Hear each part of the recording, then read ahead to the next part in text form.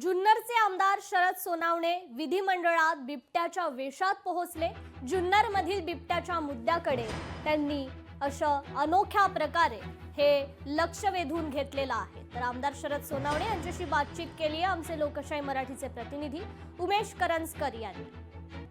शरद सोनावणे थेट विधान भवन परिसरामध्ये बिबट्याचा पोशाख घालून आले। ही परिस्थिती नेमकी का आली आपण त्यांच्याशी जाणून घ्या।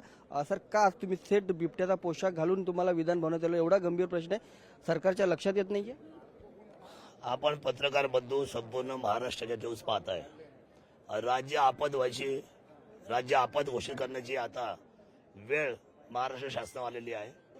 मागच्या 1.5 महिन्यापूर्वी देवेंद्रजींनी एक तातडीची बैठक या संदर्भात लावली होती आणि उपाययोजनामध्ये त्यांनी आम्हाला विचारलं होतं। त्यावेळेला मी सांगितलं होतं की कोणत्याही परिस्थितीमध्ये 90 दिवसाच्या आतमध्ये रेस्क्यू सेंटर उभे करा, एक जुन्नरमध्ये आणि एक अहिल्यानगरमध्ये, आणि पकडलेले सर्व लोक जेरबंद करून त्यांना आतमध्ये टाका आणि त्यांची खायची व्यवस्था सुद्धा जर वर्ल्ड वाईल्ड लाईफचा जर विचार केला ती लोक आपल्याला त्यांना सांभाळायला 100% मदत करतायत।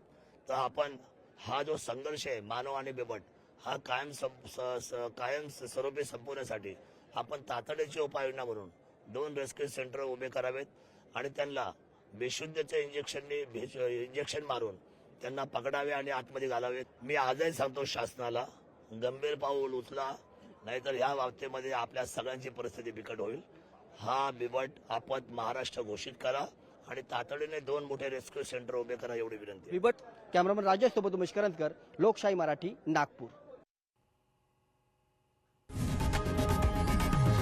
लोकशाही मराठी ऐका, पहा, जागरूक रहा।